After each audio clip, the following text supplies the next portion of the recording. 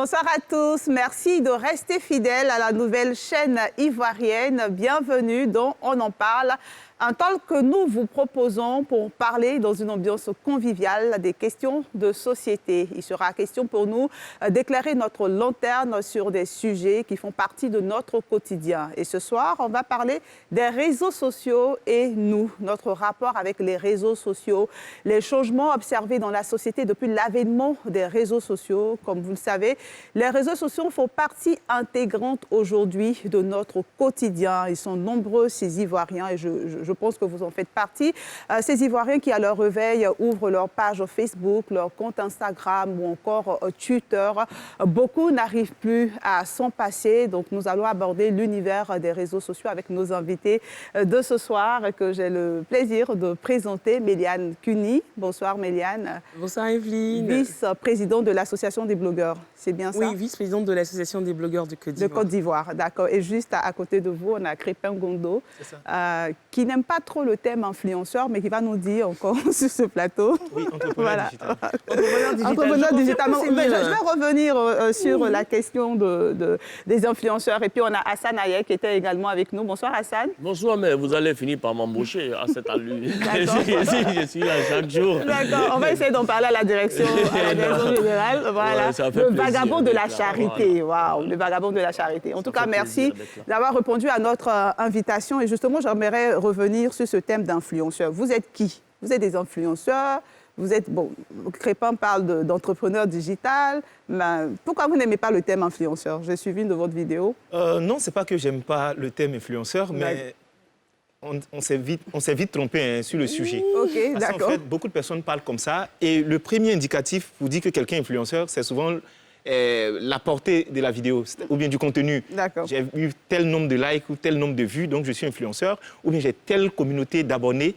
Et pourtant, le thème influenceur, si on va dans l'historique, depuis plus longtemps, c'est des personnes qui sont devenues des égéries, qui représentent des marques finalement. Parce qu'avant, on avait des gondoles ou bien des égéries qui étaient soit des dessins ou des objets qu'on avait fait. Voilà. Et puis après, maintenant, on a emmené ça sur des hommes parce qu'on s'est dit, l'homme, lui, il va mieux vendre. Mais pour devenir influenceur, c'est un métier qui est très marketing. Aujourd'hui, tout le monde se dit, on peut influencer à n'importe quel niveau, à n'importe quelle échelle. Mon maître de CP1 peut m'influencer, Hassan Ayek qui m'influence, Méliane m'influence aussi. Donc, tout le monde est influenceur. Même quand on ne veut pas être influenceur, on influence quelqu'un autour de soi. Mais maintenant, pour en faire un métier, il y a d'autres choses qui rentrent là-dedans. Les principes qu'on défend, il faut qu'on ait des atomes crochus avec la marque elle-même. Il faut de la crédibilité pour être appelé influenceur. Il faut être capable de pouvoir agir sur le pouvoir des décisions des différentes personnes. Donc, c'est tout ça qui fait qu'un influenceur devient la personne. Et pourtant, moi, je ne fais pas que ça. Je suis dans le digital. Voilà, je suis chef d'entreprise, tout ça. Donc, je préfère être entrepreneur. Donc, vous êtes aussi influenceur? Oui, par moment, je fais de l'influence, oui. D'accord. Méliane Kuni, vous êtes battue pour garder votre titre de blogueuse, pour ne pas vous assimiler avec les influenceurs. Comment vous définissez? Bon, déjà, merci Evelyne. Merci pour l'occasion qui m'est donnée. Je le disais tantôt... Dans les premières heures, je faisais partie de ces personnes-là. Justement, vu que hier, c'était la journée internationale du blogging et que le blogueur, c'est une personne engagée, qui est décrié pas mal de choses, qui est décrié l'incident et tout. Et même malgré ça, vous avez tenu quand même à me recevoir. C'est beaucoup d'émotions pour moi. Pas d'émotions, mais d'émotions. Et ça me fait comprendre que vous êtes vraiment dans cette démarche de mea culpa en quelque sorte. Et c'est important. On montre qu'on est une chaîne attachée aux valeurs. Voilà, attachée aux valeurs et attachée aux mœurs. Embauchez-la, embauchez-la. Prenez-la. Embauchez-la. Elle n'a pas loin de dire, j'ai envoyé mon CV. Il y a beaucoup de personnes à embaucher sur ce plateau. Il y a Méliane, il y a... De toute façon, elle te regarde sourire, elle a son CV pas loin d'elle. Pas du tout. Et en fait, par abus de langage, dès qu'on a quelqu'un sur les réseaux sociaux qui a des vues sur Facebook et tout, on l'appelle blogueur. Qui a des abonnés. On dit les blogueurs. Mais non, pour être blogueur, il faut justifier d'un blog.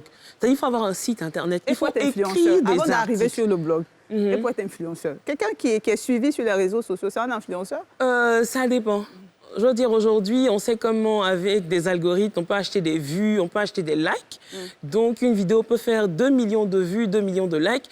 Mais qui dit que ce que tu dis à l'intérieur me permet, moi, de changer? On parle d'influence à l'instant où dès que tu dis quelque chose, la personne en face a envie de le faire. Okay. C'est là qu'on parle d'influenceur. On peut lui poser une question. Non, je vous pose une question. Vous êtes là pour répondre aux questions. Moi, je vous pose une question. Okay. Vous allez vite comprendre. D'accord, allez-y. Si moi, aujourd'hui, je viens mettre une photo sur les réseaux sociaux, je fais un live pour parler d'un cas social. OK. Et qu'une autre personne, aujourd'hui, vous parle du même cas social. On est deux. Oui. Vous êtes influencé par qui? Ben, moi, je ne sais pas.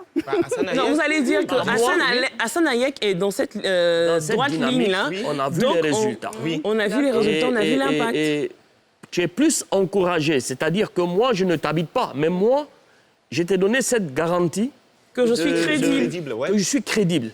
Et c'est comme ça que moi, j'arrive à dominer, pas ta pensée, mais à dominer ce sentiment d'avoir peur d'aller donner ton argent à quelqu'un d'autre qui va faire quelque chose d'autre. Donc, c'est ce qui se passe finalement sur les réseaux sociaux. C'est ce qui se passe quand vous êtes un influenceur, Hassan Hayek. Moi, je suis un influenceur social. Social, OK. Il y a un social, mais non. Non, je suis devenu influenceur. Voilà. Après, je me suis créé une identité dans le social. Donc, je me suis fait connaître à travers mon social. Okay. Voilà. Aujourd'hui, je me retrouve à faire beaucoup de choses. D'accord. Je signe des choses pour faire de la communication parce que, à un moment donné, j'ai gardé cette crédibilité vis-à-vis des gens. C'est-à-dire, aujourd'hui, on me présente, que ce soit à la télé ici ou à la radio, en étant influenceur. Mais je pense que s'ils le font, ça veut dire que je peux convaincre au moins une personne de changer d'attitude. De changer d'attitude ou d'acheter ce produit, de le consommer parce qu'il est bien pour la santé ou parce qu'il n'est pas néfaste pour la santé. OK. Voilà. Vous avez voulu faire une précision. Ce que je tenais à dire, c'est que avant que moi je vienne sur les réseaux sociaux, j'ai fait beaucoup d'observations. Je voulais d'abord me créer une identité propre avant que j'arrive. Parce qu'aujourd'hui, comme vous voyez, dans le monde des influenceurs, on se ressemble tous comme des membres d'une chorale. Là. Même uniforme et même façon de procéder. On a soit des personnes qui sont dans la mode ou bien souvent dans l'humour. Il y a d'autres qui commencent, mais comme il n'y a pas l'audience qu'ils recherchent, ils basculent dans l'humour parce que là-bas, c'est plus facile d'être vu. Mais ce qui fait un influenceur, il y a deux choses, à sa crédibilité et à son identité. Il faut qu'il réussisse à trouver un positionnement qui fait que quand on l'observe, on dit lui, dans le positionnement qu'il a, c'est lui seul qui est crédible et c'est lui seul qui fait ça. OK. Donc, c'est à partir de ce moment que les marques maintenant vont venir pour te faire confiance. C'est pourquoi être influenceur, ça va de pair avec l'attitude qu'on a dans la société. Nos réactions. Mais il y a aussi des influenceurs négatifs parce que il y a des influenceurs qui ne sont pas forcément crédibles, mais qui sont suivis, qui sont écoutés, qui sont regardés. Ils ont des vues. Ils ont des influenceurs. OK. Nous, on est différents ici en Côte d'Ivoire. D'accord. Nous, pour ceux qui ne connaissent pas, les réseaux sociaux aujourd'hui peuvent vous payer par rapport à ce que vous créez comme interaction, comme contenu. C'est-à-dire que Facebook ou peu importe Instagram, YouTube, Instagram, TikTok, peut venir déposer, si vous avez beaucoup de vues, une petite vidéo de 10-15 secondes incrustée dans votre vidéo. Mais ces personnes cherchent des likes et font des buzz à longueur de journée parce que leur page est monétisée en France. En Europe, c'est monétisé, c'est-à-dire qu'avec les vues, on les paye. Facebook les dépose des sous. En Afrique, nous ne sommes pas monétisés. Ça veut dire, on peut dire que nous, c'est pour ça peut-être que nous encore, on ne cherche pas les buzz inutiles. Dieu merci pour l'instant. Qui a dit qu'on se soit buzz inutile? Non, quand je dis buzz, il y a des personnes sur les réseaux sociaux, on ne veut pas citer de nom pour créer certaines choses. À longueur de journée, ils se parlent au téléphone entre eux.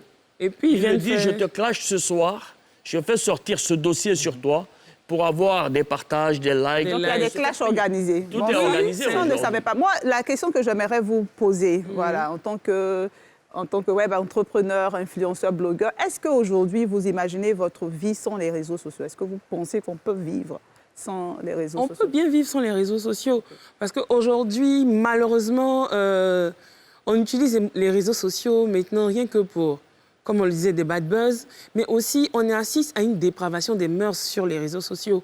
Aujourd'hui, X se lève, il se permet de raconter une histoire, d'inventer quelque chose, de poster des photos obscènes. J'ai envie de dire, on se permet de dire n'importe quoi sur les réseaux sociaux.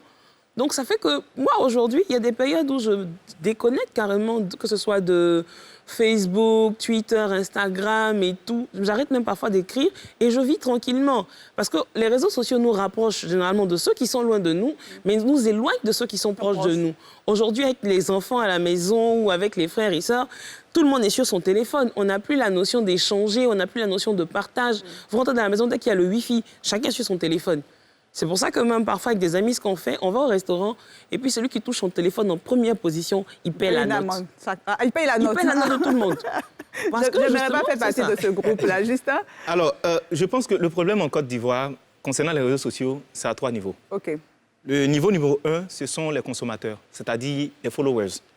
Voici des personnes qui parfois s'ennuient. Parce que je me dis, il faut quand même avoir assez de temps pour rester sur Internet pour suivre quelqu'un 2 heures, 3 heures de temps. C'est que tu n'as pas grand-chose à faire. Ils ne travaillent pas, ils font rien. En plus, on a constaté... Souvent, ils veulent juste se décontracter, distraire. Si, mais normalement, ça doit être, comme vous dites, peut-être un petit moment que je regarde. Mais il y a des gens qui ne vivent que pour ça, du matin jusqu'au soir. Et le problème, c'est qu'aujourd'hui, les 3 choses qui intéressent les gens, c'est les commérages, c'est la vie des autres et puis c'est la futilités. Si tu fais ça, ça va marcher parce que les gens seront captivés à suivre. Et des gens ont bien compris que, en fait, la ligne éditoriale de mes contenus, il y aura forcément un public captif qui va me suivre. Donc, du matin jusqu'au soir, remarquez bien, ces personnes attendent qu'il y ait une actualité, il y ait quelque chose fait de contenu. Il y a un dérapage. Et ils ont des heures précises. Et ils ont des heures précises. Par exemple.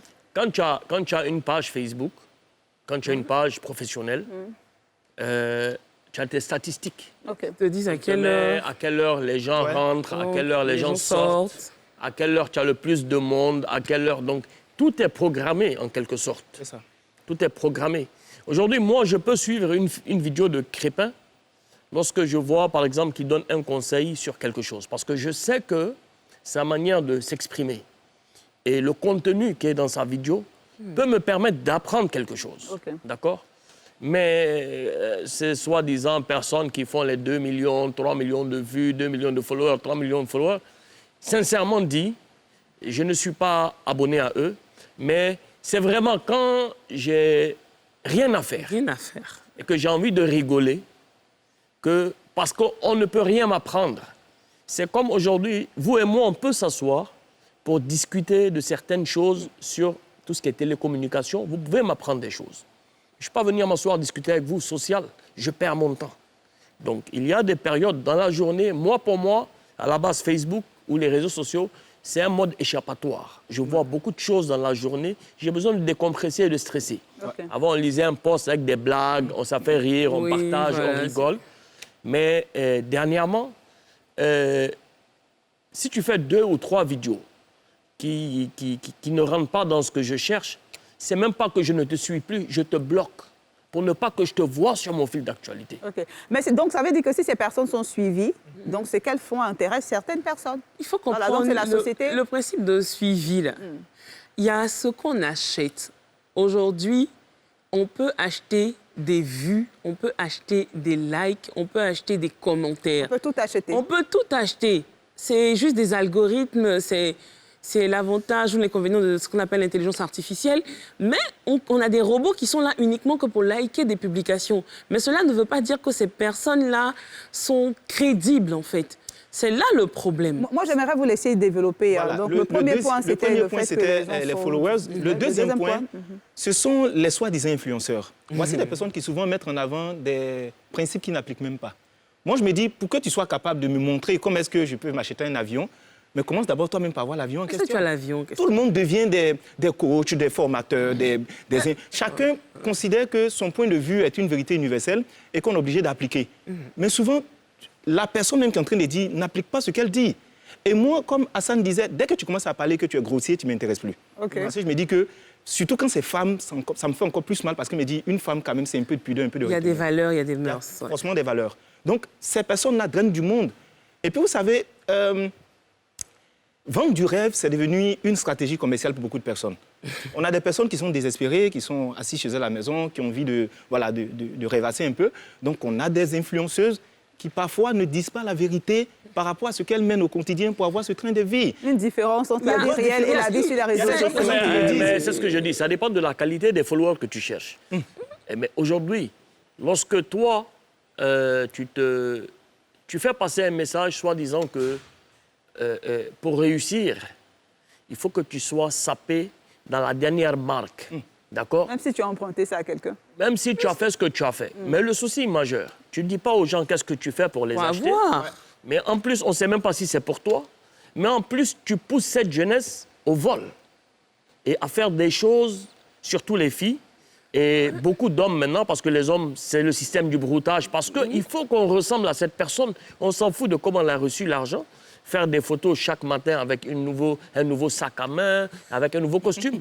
Aujourd'hui, c'est ça le souci des réseaux sociaux. C'est ce qu'on combat. On avait parlé du mouvement du coupé-décalé. C'était un mouvement de joie, normalement. Mais malheureusement, ces jeunes, aujourd'hui, n'ont retenu que le côté boucan. Le côté, il faut être dans les dernières marques pour exister. Alors que pour exister, il faut avoir d'abord une éducation et il faut se chercher. Et si tu as le temps, tu passes sur les réseaux sociaux. OK. Le dernier point? Le dernier point, ce sont nos autorités. Certains responsables qui, aujourd'hui, on a l'impression qu'ils militent en faveur de la médiocrité. De la médiocrité. Parce que j'ai vu des personnes qui n'avaient aucune primeur à nous dire qu'elles viennent de se laver, qu'elles ont de la mousse dans les oreilles, qu'elles ont machin. Elles ont eu des financements. Il y a des personnes qui sont reçues dans le pays, soit par rapport à des accointances politiques, par rapport à des... Mais ils savent où les bonnes personnes se trouvent. Ils savent ceux qui défendent des valeurs où elles se trouvent. Parce qu'elles veulent surfer aussi sur les buzz. Voilà. Ils surfent sur les buzz pour se positionner, pour se taper un peu de visibilité sur les personnes. Donc, quand tu mets d'un côté des followers qui, eux, s'ennuient ou bien souvent suivent des personnes pour rêver, tu mets des influenceurs qui ne sont pas des vrais influenceurs qui vendent du rêve et des autorités qui défendent lequel de ces jeunes, aujourd'hui, tu vas lui dire qu'il faut aller travailler. Il n'a pas envie, il veut ressembler à quelqu'un. Il fait beaucoup d'efforts. Mais ça n'arrive pas. Il se dit que peut-être si j'ai un peu de buzz, il y a une autorité qui va me recevoir, me donner un peu d'argent. J'en ai fait une vidéo ce matin, aujourd'hui, par rapport à une chaîne de télé aussi qui est beaucoup dans ce genre de buzz. Donner une tribune à quelqu'un, excuse-moi, qui a pris son plat de garba, de placali, pour aller le mettre dans le côté. On l'invite le lendemain à la télévision. Il vient avec un manager. Plaquemane. Il vient avec un manager et le manager dit que... il est touché par le geste. Il ne faut pas regarder qu'il a enlevé son placali pour aller, mais le geste, il pouvait bien casser. C'est comme si casser était devenu une valeur. Voilà, c'était devenu quelque chose. Ou bien le chien à qui la faute, qui se lève, on le voit à la télé, il fait une page Facebook. Et il commence à causer avec nous. Le chien cause avec nous. Quand tu fais un post, il vient t'écrire en bas, oui, à qui la faute, il n'est pas content de toi. Tu es en train de causer avec un chien. Mais ce qui est dramatique, c'est qu'il y a une fois des médias qui avaient l'air sérieux m'ont approché pour dire, mais toi, tu ne fais pas de buzz, clash quelqu'un, clash l'autre. On te reçoit tout de suite, tu vas avoir la visibilité qu'il faut. Donc, il y a une certaine culture qui s'est développée sur les réseaux sociaux et sur l'utilisation des réseaux sociaux. Nous, on a posé une question, on a fait un micro-trottoir, on a posé une question. On va vous poser la même question, mais on va d'abord prendre la réaction, les réponses. On a dit, peut-on tout dire sur les réseaux sociaux? Est-ce que c'est permis? Est-ce qu'on peut tout dire sur les réseaux sociaux? Écoutons donc la réaction des populations et on revient sur ce plateau. On ne doit pas tout dire sur les réseaux sociaux. Parce que les réseaux sociaux, c'est vrai. Tu peux dire des choses depuis demain, ça va te retomber là-dessus. Donc je pense que ce n'est pas bon de tout dire sur les réseaux sociaux. Non, on ne peut pas tout dire sur les réseaux sociaux. Parce qu'il y a des choses intimes qu'on ne peut pas... On ne peut pas dire, on ne peut pas faire et on ne peut pas prononcer. Dire tout ce qu'on veut sur les réseaux sociaux, c'est un peu problématique.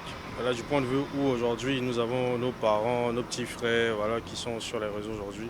Et il y a certaines choses en fait, pour ne pas dépraver les mœurs, pour éventuellement apporter une bonne éducation, on peut dire à nos enfants, puisque nous sommes appelés parents demain, de pouvoir en fait contrôler ce qu'on dit sur les réseaux sociaux.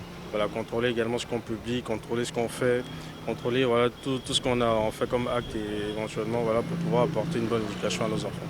Bon, pour les réseaux sociaux, on ne peut pas tout dire parce que les réseaux sociaux accablent. Les réseaux sociaux, souvent les enfants ont accès aux réseaux sociaux. Donc il y a certaines choses qu'on ne peut pas dire. Moi, je pense que les réseaux sociaux ne sont pas faits pour donner certaines informations. À mon humble avis, je pense qu'on ne peut pas tout dire sur les réseaux sociaux parce que souvent ça choque. Ça ne présente pas bien. Souvent, tu peux avoir ton parent, un parent proche, très proche, qui a une grande responsabilité, ou bien un papa, ou toi, ça peut être ta maman ou ton papa. Et si on ne sait jamais, s'il peut regarder les réseaux sociaux, s'il tombe sur certaines choses que vous avez dit, il va sincèrement dire que ça ne va pas lui plaire. Non, on ne peut pas tout dire sur les réseaux sociaux parce qu'il faut garder aussi confidentiel certaines informations. Je prends par exemple le cas d'informations privées sur deux personnes. Ce sont des informations qu'on ne peut pas divulguer sur les réseaux sociaux. Également, il y a certaines informations, par exemple, sur un pays. Je veux dire des informations frappées du sceau de la confidentialité. Ce genre d'informations, on ne peut pas les divulguer sur les réseaux sociaux. Sur ce point, je pense bien que c'est relatif. Il y a certains sujets qui peuvent être abordés, des sujets peut-être par exemple à caractère formatif, c'est-à-dire qui fait allusion à la formation, à l'enseignement et à la découverte, voilà, sur un certain nombre de choses. Et par contre, l'autre aspect, pour dire non, on ne peut pas tout dire sur les réseaux sociaux, notamment un peu par exemple les sujets à caractère sexuel. Ce sont des sujets qui sont sensibles et donc qui ne doivent pas être accessibles à tout type de personnes, notamment les enfants par exemple, les mineurs, qui ne sont pas assez matures pour, n'est-ce pas, mieux appréhender ces genres de sujets. Donc, moi je pense que oui. Il faut tout dire sur les réseaux sociaux pour dénoncer les maux qui minent la société. Voilà, si vous nous prenez en cours, sachez que nous sommes à On en parle et ce soir, nous parlons donc des réseaux sociaux, de nos rapports avec les réseaux sociaux. Alors la question, on a entendu un peu les réponses, certains sont d'accord, on doit tout dire, on peut tout dire sur les réseaux sociaux. Quel est votre avis? Est-ce qu'on peut tout dire sur les réseaux sociaux? J'ai envie de dire que tout m'est permis, mais tout m'est pas forcément utile. Mais peut-être utile à la société. Non, pas forcément. Je veux dire, à soi. Sur les réseaux sociaux, par exemple, il faut faire attention. Je faisais de la sensibilisation quand je disais que ce n'est pas toutes les informations qu'on devrait mettre sur les réseaux sociaux. Okay. Aujourd'hui, on va rentrer bientôt dans une guerre de big data ou de données à caractère personnel. Mais vous imaginez que vous mettez la photo de vos enfants sur les réseaux sociaux. Vous les exposez. Mais tout ce qu'on met sur les réseaux sociaux, on pense qu'après, ça se perd. Mais rien ne se perd, tout se conserve. Sur les réseaux sociaux? Oui, tout se conserve, tout ce qui est mis sur Internet, même si vous pensez que vous avez supprimé ça quelque part, ces informations sont toujours disponibles. Vous imaginez dans 20 ans, dans 30 ans, l'enfant qui retrouve ses photos sur les réseaux sociaux. Vous ne savez pas combien de pervers sont à la maison. Vous donnez toutes les informations. Oui, je suis à la maison aujourd'hui. Non, je sors, je pars en vacances. OK, tu pars en vacances, on a dit que ta maison est libre parce qu'on a l'habitude de savoir ce que tu fais. On ne dit pas tout et à tout moment sur les réseaux sociaux. C'est vrai qu'on utilise la toile aujourd'hui pour décrier certains faits, pour décrier des difficultés, pour présenter même des cas sociaux comme Hassan le fait et tout. C'est bien, mais il faut faire attention. Ce n'est pas tout qu'on met sur les réseaux sociaux. Crépin? Je dirais deux choses. Premièrement, ce n'est pas tout qu'on met sur les réseaux sociaux. Je vais plus loin. Si on ne peut pas crier quelque chose en public, il ne faut pas le dire sur les réseaux sociaux. La prochaine bombe sociale, ce sont les réseaux sociaux. Okay. Ouais. Parce qu'on ne se rend pas compte que quelqu'un qui fait un direct qui a 5000 personnes, c'est 10 à 15 fois le stade Félicia qui l'a réuni comme ça, à qui il parle directement dans l'oreille. En Europe, c'est un peu plus standardisé, mais ici, tout le monde dit n'importe quoi. Deuxièmement, il faut trouver la manière de dire les choses.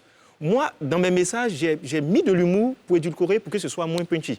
Donc, quand je parle, je fais tout pour mettre un jeu dedans, ou bien j'identifie une personne, je lui donne un vieux nom, et puis c'est la personne, tout le monde se reconnaît en elle. Donc, premièrement, il ne faut pas tout dire sur les réseaux sociaux, il ne faut pas tout y mettre, parce que je me dis que quand je mets la photo d'un plat, c'est que vraiment c'est un exploit pour moi, quoi. Pourquoi lorsqu'il va manger le riz couché ou bien il n'a rien à manger, il ne met pas une photo pour dire « Ah, depuis matin, j'ai rien mangé, j'ai faim ». Mais à chaque fois, c'est toujours qu'ils sont dans les bonnes postures qu'ils mettent. Et après, comme elle a dit, il y a des disques d'une hauteur quelque part en Californie où tout est stocké. Donc, il ne faut pas tout dire, mais il faut trouver la manière. Du moment où on doit forcément laisser quelque chose, les traces restent. Après, nous, qu'est-ce qu'on laisse à la génération qui suit?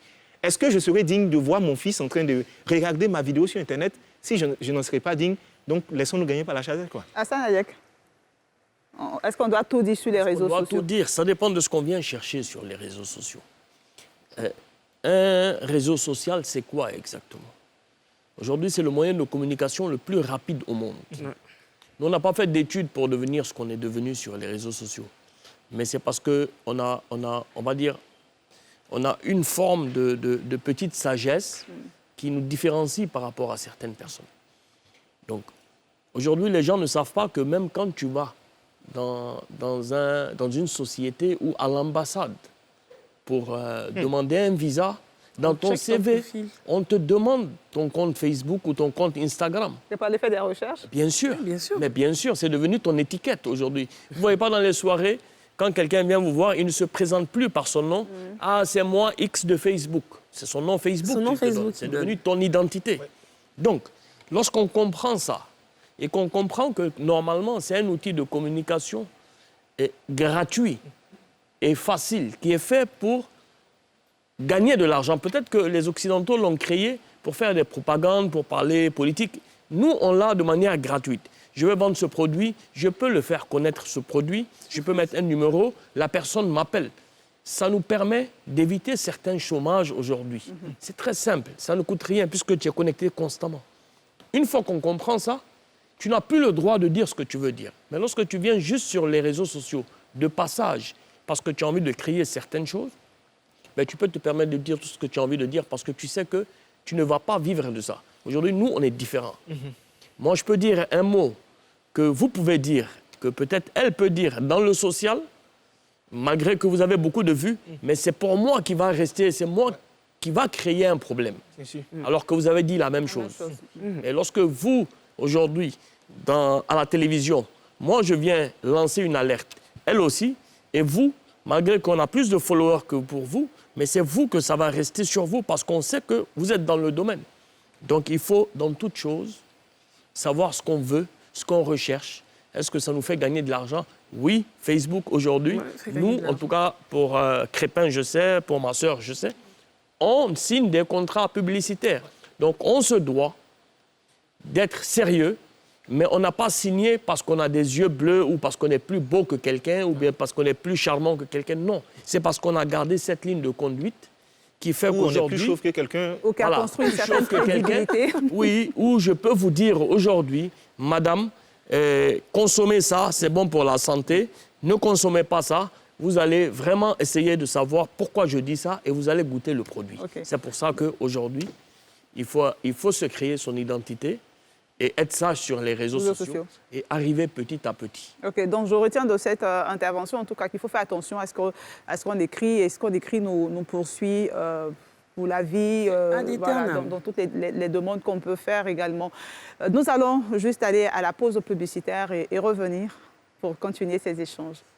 On en parle et ce soir, nous parlons des réseaux sociaux. J'aimerais juste préciser que tout à l'heure, nous aurons Donatien Kanga, qui est spécialiste des nouveaux médias. Nous l'aurons donc en ligne pour son intervention. On poursuit les échanges sur ce plateau. J'aimerais connaître quelle a été la plus mauvaise expérience, votre plus mauvaise expérience sur les réseaux sociaux, une expérience qui vous a marqué. Méliane? Une expérience qui m'a marquée. En tout cas, mauvaise ou bonne? Bon, j'avais dit mauvaise, mais on peut aller bonne. Désolée, j'ai un chat dans la gorge. OK. Donc, on sent que ça va être une expérience compliquée. Je fais un accident. Je suis couchée... je suis entre la vie et la mort. OK. Et la première réaction de la personne qui vient, c'est... Et c'est elle là, attends, viens la prendre en photo. Bon, vous imaginez, je suis couchée. J'ai le bras fracturé, je suis en train d'essayer de supporter ma douleur, je suis entre la vie et la mort. Et la première réaction de la personne, c'est « Ah, je la vois sur Internet, je vais la prendre en photo. » Ça vous a marqué? Ça a influencé. Désolée, ça m'a... Attention au chat qui est dans sa gorge. On espère que ce n'est pas nous qui avons envoyé le chat ou que ce n'est pas le souvenir qui a envoyé le chat. C'est toute l'émotion. J'ai les larmes qui sont en train de me revenir et autres. Mais ça a été une expérience douloureuse. Et qui montre que combien ça peut être douloureux lorsqu'on est face à un drame et que le premier réflexe, c'est de poster, c'est de faire un Facebook et autres. Mais par contre, j'ai aussi un très beau souvenir. C'est que j'ai vu des jeunes filles avec qui j'avais échangé. Celle qui a été la Miss 2.0, pour parler de technologie et autres. Marine Guesson? Oui. Qui devait être avec nous sur ce plateau. Mais on échangeait justement en inbox. Elle me disait « Ah, grande sœur, je veux avoir un blog, je veux faire ceci, je veux faire cela. » Donc, je lui donnais des conseils. Et à ma grande surprise, on m'invite au concours Miss 2.0 et je me rends compte que c'est elle qui a reçu le prix. Je dis « Ouais, quand même... » J'ai laissé un peu des traces quand même. J'ai fait quelque chose d'un peu de bien quand même. On peut me citer parmi les personnalités de ce pays. Crépin. En termes d'expérience, moi, quand tu commences sur Internet, tu ne sens pas ce que tu représentes pour les gens. L'eau en bas là-bas. Voilà, tu ne sais pas trop ce que tu représentes pour les gens. Donc, tu fais des contenus comme ça. Mais c'est quand les gens t'arrêtent dans la rue, ils ont l'impression que vous êtes très proches. Toi, tu ne sens pas la chose. Donc, quand j'ai fait la vidéo qui a bien marché sur les anciens modèles de femmes qui s'abandonnent, qui se délaissent toi dans le foyer. Oui, cette fameuse vidéo. Voilà. Je suis allé à un événement où il y avait plein de femmes, mais ils m'ont fait asseoir par terre pour me donner des conseils. On m'a fait asseoir pour me dire, mais je dis, toi, tu racontes quoi? Mais toi, tu te prends pour qui? Tu nous parles comme ça, tu sais. Et l'enfantement. Donc, je me suis rendu compte qu'en fait, il y a ce qui se passe sur les réseaux, mais je dois prendre ça au sérieux. Et la deuxième des choses qui m'a marqué, c'est quand j'ai vu des personnalités, c'est-à-dire des gens pour qui j'ai beaucoup de respect, ils ne pouvaient pas penser qu'ils m'ont dit, toi, je te suis. Et surtout quand ils m'ont dit, toi, tu es différent, ça m'a fait plaisir. Okay. Parce que quand on te dit tu es différent, c'est le plus beau des compliments. Ça veut dire que tu ressembles à personne, tu es original et tu apportes quelque chose de bien. Donc, il y a des messages comme ça que tu reçois souvent qui font plaisir. Il y a une dame, par exemple, qui m'a appelé une nuit très tard, 23h30, je ne voulais même pas prendre. Elle est au Bénin, elle a ses comprimés là, elle veut les boire et puis elle se suicide, quoi. Mais elle dit, elle veut m'entendre pendant 15 minutes. Ça paraît un peu bizarre. Oui. Donc, je commence à faire des blagues, je cause elle, je la tâche, je me moque d'elle, je dis plein de trucs. Et puis, à la fin, elle rit et puis elle raccroche. Une semaine après, elle m'appelle, elle me dit non, ça va, il y a du mieux, les conseils que je lui ai donnés. Ça veut dire que l'utilité et la portée qu'on a, c'est impressionnant quand même. Une influence. OK. on peut vous mettre dans la catégorie des influenceurs. Vous avez fait une vidéo sur les femmes, en fait. Les femmes qui, en fait, on va dire, qui sont fausses, tout ce qui est sur la femme. Qu'est-ce qui vous a inspiré cette vidéo? Genre, avant d'épouser une femme, il faut aller, il faut la checker, il faut voir si les cheveux... Ce que les gens ne comprennent pas, c'est que pour que j'envoie une vidéo, je peux faire 6 heures, 8 heures de temps dessus. Okay. J'ai dû me constituer une bibliothèque personnelle à la maison. Je suis constamment dans les livres parce que je me dis, il faut trouver le détail. Et moi, ce qui a fait ma force, même dans les stand-up, les événements que j'ai faits, c'est que j'aime quand la personne se reconnaît dans ce que je dis. Je ne veux pas expliquer des choses qui sont trop loin. Il faut que ce soit quotidien. Donc, j'ai pris le temps, j'ai écrit. Souvent, je finis, je laisse. Je vais me balader un peu, je reviens, je reprends, je continue. Et les femmes ont vu ça bien marcher parce que les femmes ont beaucoup partagé. Des dames comme Lady Sonia m'ont appelé, des personnalités, vidéos, voilà, des personnalités qui m'ont appelé suite à la vidéo. Mais je veux dire que souvent l'inspiration, ça vient à 3h, à 4h. Il faut l'attraper, il faut l'écrire. C'est pas... Attends, Nayek, votre plus beau souvenir ou plus mauvais souvenir sur les réseaux sociaux? Moi, actuellement, c'est très compliqué parce que dans chaque vidéo que je fais, je dis aux gens que ma page est certifiée. Il ne faut pas qu'ils se fassent arnaquer. Mais c'est là qu'on comprend que ce n'est pas tous les followers qui sont des followers. Non. C'est-à-dire? C'est-à-dire, aujourd'hui, tu vas beau parler, lui, son problème, il n'est pas là. Il est sur ta page parce qu'il sait qu'il a besoin d'aide et il se fait gruger. J'ai un réseau qui est monté, il y a plus de 200 profils qui portent mon nom avec mes photos. Des fois, moi-même, je me trompe. Et dès qu'une personne vient sous les posts pour dire j'ai besoin d'aide, la personne la contacte directement et lui dit bon, c'est Hassan Nayek, c'est son truc, envoie-nous 15 000, on va t'envoyer 900 000. Et il y a beaucoup de gens qui sont en train de se faire gruger comme ça. Okay. Donc on explique ça aux gens. Quand on dit aux gens non, il faut publier, on ne peut pas leur dire au départ parce que ça gruge pour ne pas aussi inciter les gens à gruger encore plus. Ils pensent non, c'est juste pour montrer et comprendre des cas sociaux. Et c'est comme ça. Et il y a un gars qui m'a écrit un soir. Il m'a envoyé la photo d'une voiture de 2020, 0 km, rouge, un 4x4. Il me dit, monsieur HH, le vagabond de la charité, vous m'envoyez cette voiture demain et puis je vous paye par mois 200 000 pour vous rembourser. Donc je lui ai demandé si tu veux ça en rouge seulement. Il dit oui, il exige la couleur rouge. Donc je l'ai bloqué directement après. Il y a beaucoup de choses, il y a beaucoup de choses qui se passent sur les réseaux sociaux. Il y a beaucoup de choses aussi. Quand on voit une dame qui est en train de... ou un enfant qui a 5% de chance de vivre et tu le fais rentrer à l'hôpital et quand la maman te voit, c'est comme si elle a vu quelque chose où directement, psychologiquement, elle va mieux. Et une semaine après, 10 jours après, quand on commence les soins, les chimiothérapies, tu viens, l'enfant, il est tout souriant. Ça n'a pas de prix. Ça n'a pas de prix. Merci pour tous ces témoignages. On va prendre maintenant Donatien Kanga qui est en ligne. Bonsoir, Donatien. Bonsoir, Emily. Merci d'être avec nous. Vous êtes spécialiste des nouveaux médias et avec vous, on a envie de parler de cette transformation justement des médias, de l'apport des nouvelles technologies de l'information dans l'environnement des médias. Comment ça s'est passé et quel en est aujourd'hui l'impact? Si ça s'est fait progressivement, l'impact aussi, on le voit. Aujourd'hui, ça fait partie de la vie, c'est inhérent à la vie. la société. Donc, progressivement, parce que on est allé d'un Internet, on va dire basique, nos premiers médias d'information numérique, donc qui ont utilisé Internet pour informer, datent des années 98, début 2000. Et progressivement, on est allé on a connu la grande période des blogs autour des années 2006, 7, 8 et 9. Et les événements sociopolitiques de 2010 vont mettre en lumière les réseaux sociaux parce que on ne pouvait pas sortir, on était tous derrière nos écrans et bizarrement dans cette période, Internet était quasiment libre, gratuit et donc il va avoir un essor vers les réseaux sociaux, il va avoir des initiatives via Twitter, notamment CIV Social, des initiatives d'aide via Twitter. Okay. Et au sorti de 2010-2011, donc avril-mai 2011, on va être habitué à cela. Donc, c'est parti comme ça, Facebook, Twitter, les Ivoiriens ont commencé à chercher à découvrir pour ceux qui ne le savaient pas, ceux qui connaissent. Et à côté de cela, on va avoir une mouvance au niveau des téléphones. Donc, on va avoir de plus en plus de smartphones accessibles à moins de coûts.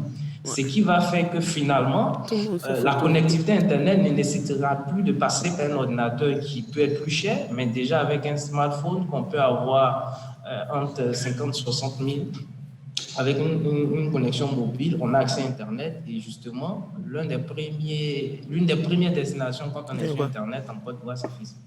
Et cela va aller donc, et aujourd'hui finalement, ça fait partie de notre société, ça fait partie de notre existence.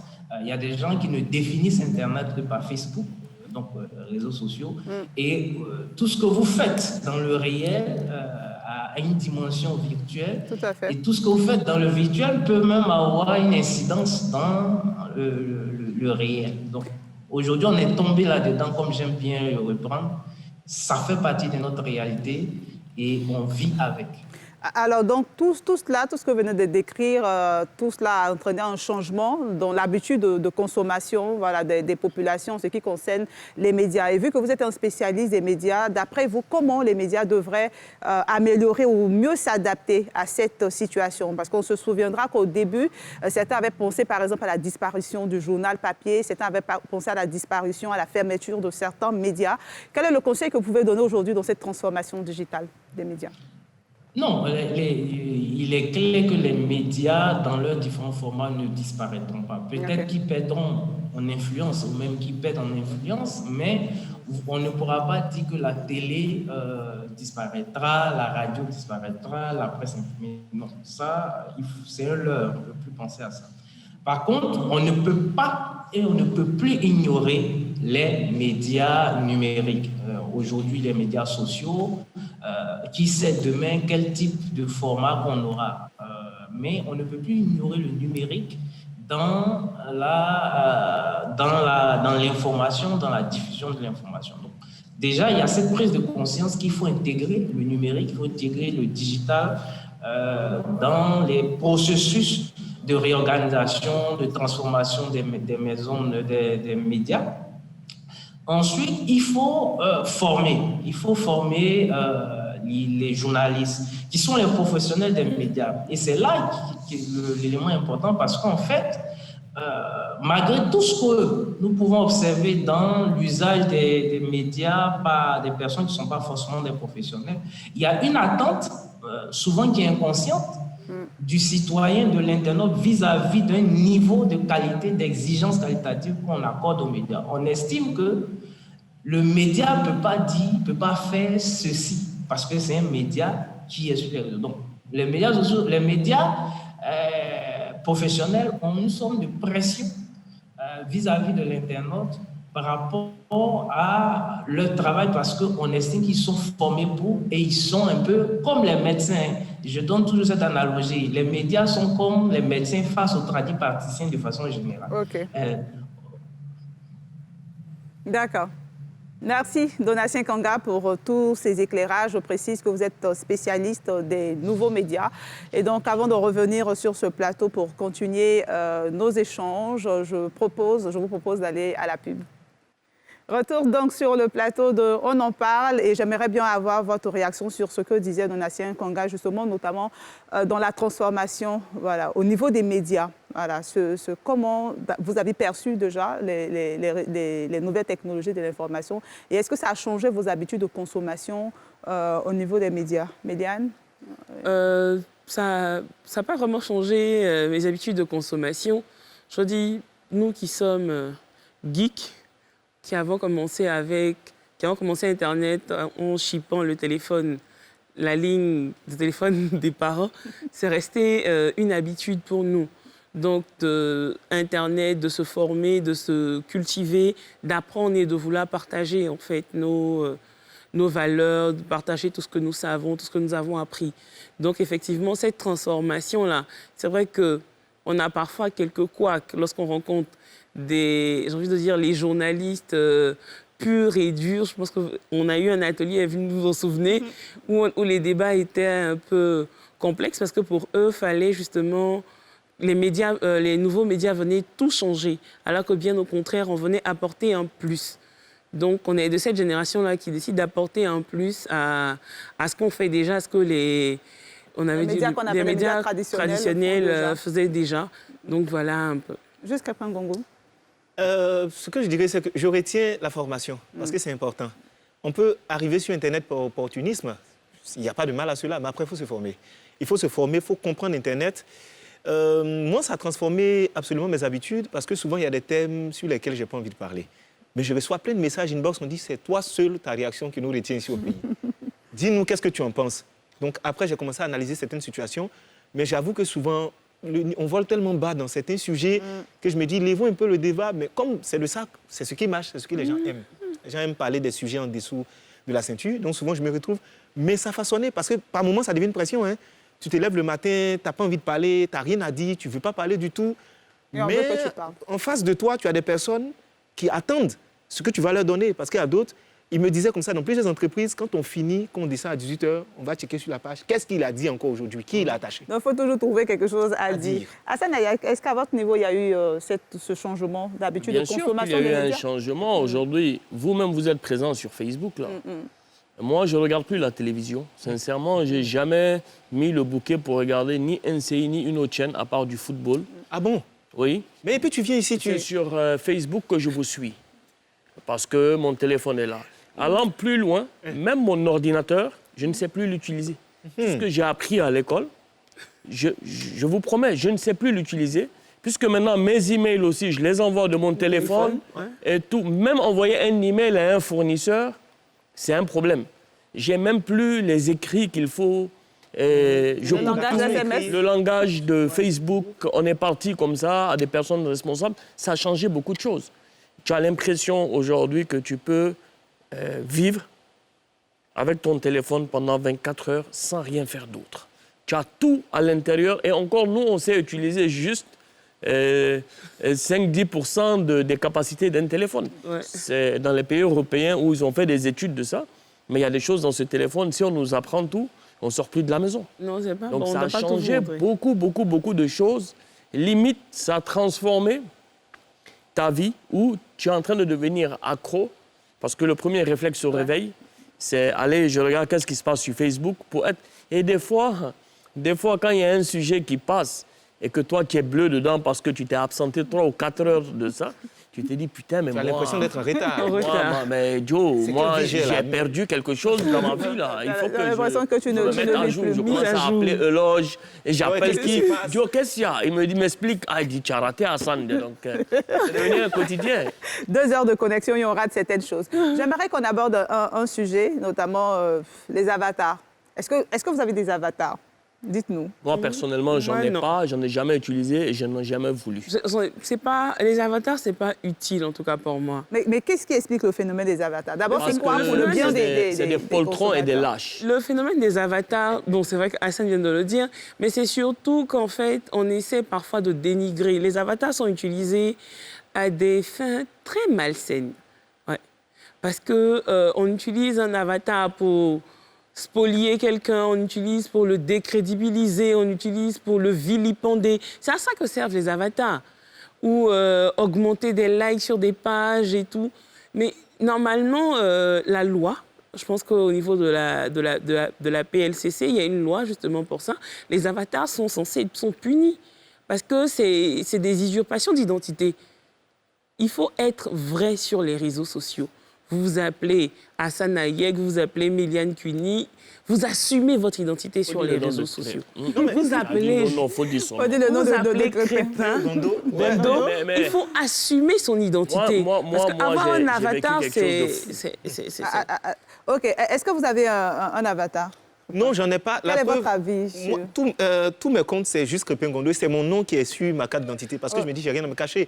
Après, c'est purement de l'irresponsabilité et de la lâcheté que de vouloir prendre une autre identité. Et moi, je n'ai jamais sponsorisé un seul compte parce que je me dis que le sponsoring, ça ne m'intéresse pas du moment où si tu viens liker, c'est que tu es venu, je ne vais pas te payer ou bien je ne vais pas poursuivre des gens. Imaginez, il y a des gens, j'ai vu, ils ont commencé aujourd'hui et puis 3 mois plus tard, ils ont 300 000 abonnés. Il dit, mais par quelle magie? Ce n'est même pas possible. Et quand vous allez voir, quand vous leur confiez des projets ou bien des produits, parce que c'est ça l'erreur de certaines marques aussi, en termes de pénétration, il n'y a rien du tout. Donc je me suis dit, quelqu'un qui vient, c'est qu'il a vu quelque chose qui l'intéresse dans ce que je fais, donc il est venu se mettre. C'est pourquoi je n'hésite pas à dire aux gens, s'abonner, c'est gratuit, tu es libre de te désabonner quand tu veux. Est-ce qu'au niveau de la question des avatars, est-ce qu'il n'y a pas un souci de protection? Qu'est-ce qu'on veut protéger? Si la personne c'est que des gens ne peuvent pas parler de leur point de vue sur des thèmes. Ils ne peuvent pas assumer. Ils ne peuvent pas assumer parce qu'ils ont peur de perdre leur emploi, peut-être un bord politique, ils ont peur de perdre un salaire, ils ont peur de perdre l'amitié. Ils ont peut-être peur de se faire agresser. Non, ça c'est quand tu es dans un domaine, ça c'est plus un avatar, c'est un cyberactiviste. Moi, tout le monde se rappelle de l'histoire de Booba. Oui. Le petit Booba qui a été... qu'on a trouvé au CHU. Qu'on a trouvé au CHU. J'ai décidé de créer un sitting. Vous savez, on apprend toujours des choses. Je n'ai jamais parlé de marche, ni de pacifique, ni de quoi que ce soit. J'ai dit, celui qui veut me suivre dans cette prière pour le petit où il est décédé, on va aller s'asseoir. Certaines personnes sont rentrées, on va faire une marche, je ne savais pas qu'il faut aller à la mairie, déposer des documents, bref. Et en ce moment, la politique refusait les marches. On s'est dit, mais Hassan, pourquoi tu es étranger, toi, ils vont t'autoriser. Donc c'est rentré dans un faux débat. Jusqu'au dernier moment, oui, non, des avatars m'attaquaient. Et là, j'étais assis, je venais de finir.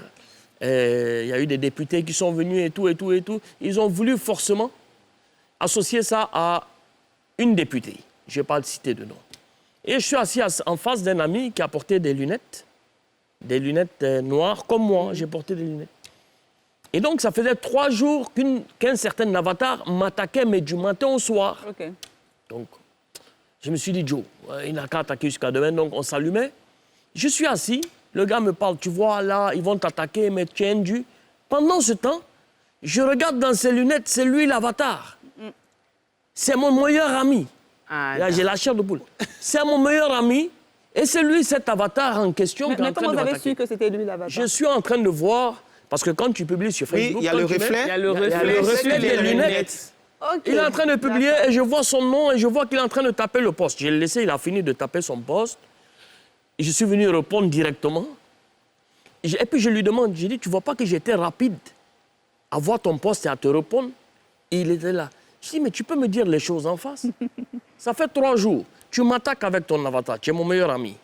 Et en même temps, tu finis de m'attaquer, et puis encore tu fais avec ton poste, ton profil personnel pour m'encourager. Donc, c'est quoi exactement la chose? Non, c'est-à-dire que nous, on est politique, on nous paye pour... C'est là que je commençais à comprendre le système. Derrière, il y a des intérêts. Mais moi, pour moi, un avatar, c'est un lâche. Et c'est quelqu'un qui ne s'assume pas. Il y a beaucoup ici de stars dont je ne vais pas citer de nom. Merci de ne pas citer de nom. Il va venir. Mais cite un nom et puis... Non, merci de ne pas citer de nom. Il vient, il te clash là. Et puis maintenant, il te suit avec ses avatars sur les trucs pour venir mal parler ou bien inciter. Parce que pour éteindre un buzz, il faut un autre buzz. Et aujourd'hui, les gens ont compris ça. Si tu te disputes avec une star, il cherche le petit truc, c'est-à-dire, il va mettre des fois le côté libanais en bas pour essayer d'envoyer du monde sur ce débat. ou bien sur le côté religion, ou sur le côté racisme, il va déclencher ça sous ton poste avec son propre avatar. Effectivement. Pour donner une autre orientation au combat ou au débat. Et le clash fait que les gens oublient l'essentiel. Pour commencer, une fixation se fixer sur des choses qui n'ont rien à voir, qui veulent forcément que le débat change de trajectoire. Alors, ce que vous dites sur ce plateau ce soir montre qu'il y a souvent un grand décalage en ce qui se passe dans la vie réelle et sur les réseaux sociaux. Donc, on parle des avatars, on parle des bad buzz, on parle des mauvais modèles, des mauvais exemples. La question que je vais poser, ça va être peut-être la dernière, sinon si le temps nous permet, on va aller encore plus loin, c'est est-ce que vous pensez qu'on peut réguler les réseaux sociaux? Est-ce que c'est possible techniquement de réguler tout ça, de regarder, de bloquer des choses? Evelyne, avant de répondre à cette question, j'ai une problématique, j'ai quelque chose qui me tient à cœur. Aujourd'hui, au niveau des réseaux sociaux, avec nos soi-disant influenceurs ou les modèles qu'on présente à notre jeunesse, on assiste à une dépravation des mœurs. Et ça me choque. Les réseaux sociaux ont contribué à la dépravation des mœurs. On a aujourd'hui un phénomène, je ne sais pas si vous le connaissez, qui s'appelle le phénomène de viande de brousse. C'est quoi? Une jeune fille voit un vêtement sur une star ou sur quelqu'un sur les réseaux sociaux. Elle veut le même vêtement, elle va dans une boutique, elle se permet de coucher avec le monsieur dans la boutique et on lui donne le vêtement. Pourquoi? À quelle fin? Parce qu'on lui a dit il faut s'habiller comme ça pour être heureuse ou pour être épanouie. Mais moi, je dis non. On a des valeurs à communiquer sur les réseaux sociaux. C'est pareil, elles prennent un transport en commun. Elles veulent aller, elles quittent Yopougon, elles veulent aller quelque part. Excusez, c'est pas que Yopougon. Hein. Si, non, mais tu as tout dit. Hein, non, elle quitte une commune. Elle quitte une commune, elle va aller dans une autre commune. Elle n'a pas l'argent, mais elle propose des services au chauffeur. Donc le chauffeur va garer, il va satisfaire sa libido, et puis elle continue la distance. Mais pourquoi? Ça, c'est les réseaux sociaux encore? Mais c'est les réseaux sociaux parce qu'on laisse les influenceurs. Tu as trop sur nous, là. On n'a rien fait parce que c'est ce qu'on leur dit. Vous avez dit que vous n'êtes pas influenceur. Parce que c'est ce qu'on leur communique. Aujourd'hui, on peut utiliser les réseaux sociaux pour faire la promotion de valeurs, pour faire la promotion de bonnes choses. On a des solutions technologiques développées par des jeunes Ivoiriens. C'est l'occasion de faire la promotion de ces choses-là. Mais non, nous, on est dans la tonne de maquillage et tout ça. Et vraiment, ça me choque. Mais justement, pour revenir à la réponse, à la régulation. Sur la régulation, on peut réguler au niveau des réseaux sociaux. Déjà, Facebook a commencé dans sa politique à censurer certains mots, certaines expressions. On a des comptes qu'on arrive à signaler. Mais il faudrait que nous, ici, en Côte d'Ivoire, au niveau de la PLCC, au niveau de nos autorités, au niveau du numérique, on essaie de sortir en fait un décret avec une régulation. On essaie de dire que, par exemple, si tu te permets d'exposer les photos de monsieur X sans son autorisation, voilà ce que tu auras à faire comme il y a la loi sur la cybercriminalité. Il y a la loi sur la cybercriminalité qui existe. Cette loi-là, elle existe. Mais combien la connaissent? Non, ils la connaissent, mais ce n'est pas appliqué sur tout le monde. Voilà. Donc, je veux dire, problématique ici. Il y a l'application de cette loi-là. Donc, il faut qu'on puisse réguler à ce niveau-là. Je pense sur ce sujet. Oui. Numéro 1, il faut vulgariser déjà le contenu de ces lois. Il faut trouver les moyens de les appliquer. La loi qui date de pas bien longtemps, de les appliquer. Quand même. Et puis... les appliquer sur tout le monde. Sur tout le monde, bien sûr. Voilà. Il faut que tout le monde soit vraiment au même niveau, au niveau de la loi. Dernièrement, je ne sais pas pourquoi on m'a accusé pour diffamation quelque part là-bas. Tu as diffamé ce qui c'est pas contre une personne, mais c'est contre une entreprise de transport qui a fait livraison sur la voie. Et puis là, le pneu a explosé. Il n'avait pas de pneu pour aller faire souder à côté. Et puis, secondo, donc on m'envoie les contenus, on me dit, attention, là, on a eu un souci. Donc moi, je fais une vidéo, je lui ai dit, mais attends, arrêtez ça, la vie des gens sont en danger pendant les périodes... Moi, je découvre qu'après, on m'appelle à la police scientifique, on me dit, oui, pour diffamation. J'ai dit, mais une entreprise qui est sage, vous savez que vous le faites. Ce que j'ai dit, ce n'est pas faux. Vous m'approchez pour me dire, mais jeune frère, tu as fait un truc contre moi, viens, comment on s'arrange? Et puis on en parle. Vous avez peut-être amplifié. Alors, c'est le lieu de dire qu'il faut mieux regarder cette loi-là, ce qu'elle dit. Il faut bien regarder, parce qu'en fait, aujourd'hui, et puis la personne avec qui je parlais me dit, ouais, moi, mais ils savent qu'ils font ça, mais bon, comme ils ont porté plainte, on fait comment? J'ai dit, mais regardez-moi des choses comme ça. Et aujourd'hui, c'est dans ça qu'on est. Il faut que les lois soient appliquées, mais en plus, il faut qu'arrive un certain nombre d'abonnés. Il faut qu'il y ait une réglementation qui soit faite, appliquée aux personnes. C'est-à-dire, il y a des choses que tu peux te permettre selon le nombre de personnes, mais quand tu atteins un certain niveau, on est obligé de te recadrer. Si un jour, il y a quelqu'un qui raconte des insanités, des grossièretés, qu'on le fait à soi et qu'on lui dit, bon, tu as dit telle chose, ça ne se dit pas, on va arrêter ça. Mais après, il y a beaucoup d'instrumentalisation. Il y a des gens qui sont utiles, qu'on pousse même à dire des choses. Grossièretés. Je précise qu'il ne reste que plus que 2 minutes. Ça peut être de manière très simple. Comment? Nous, ici, on comprend les choses de manière brutale. Et il faut de la brutalité dans ce que nous faisons aujourd'hui pour réguler certaines choses. Est-ce que la brutalité peut régler? C'est comme moi, je m'appelle vagabond. De la charité? Oui, mais le mot vagabond, déjà, il y a plusieurs sens. Aujourd'hui, c'est très simple. On voit beaucoup de choses sur les réseaux sociaux. Des soi-disant personnes influenceurs qui font. Tant qu'on n'a pas mis 2 personnes en prison, où les gens pensent que c'est eux, personne ne peut les toucher quand ils se tapent la poitrine, personne ne va respecter quoi que ce soit. Vous savez, c'est très dangereux. Ce qui est en train d'arriver est très, très, très dangereux. Aujourd'hui, tu te tapes la poitrine, tu t'accapares quelque chose que tu n'es pas. Parce qu'en général, ceux qui font ça, ils n'ont même pas cœur de te regarder dans les yeux pour te dire certaines choses. Mais il ne faut pas différencier. Et moi, où je mets le point dessus parce que aujourd'hui, on a vu des choses sur les réseaux sociaux.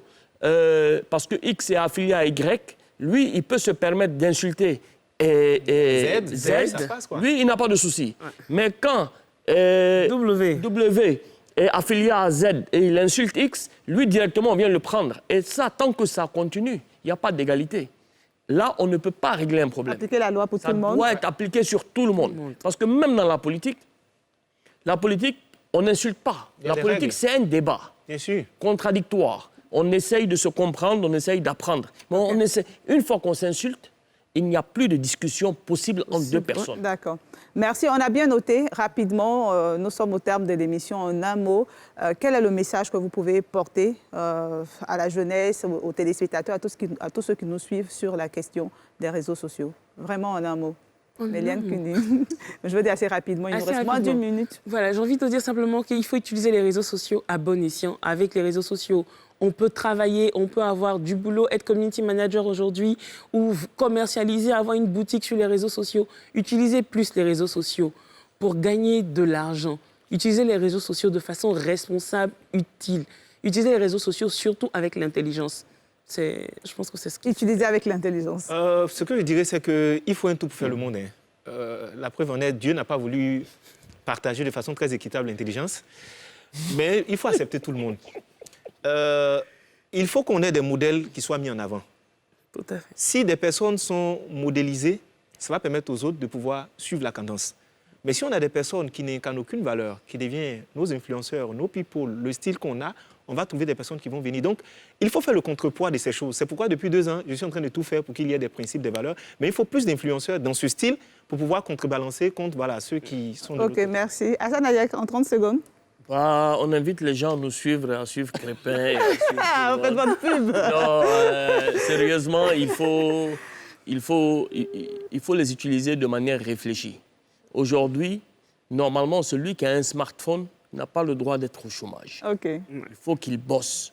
Et pour bosser sur les réseaux sociaux, on peut tout vendre de manière très simple, de manière organisée, et au moins faire rentrer quelque chose pour faire vivre sa famille. Okay. C'est un outil de business et non un outil d'amusement. OK. Un outil de business. Contre la calvitie aussi, ça marche.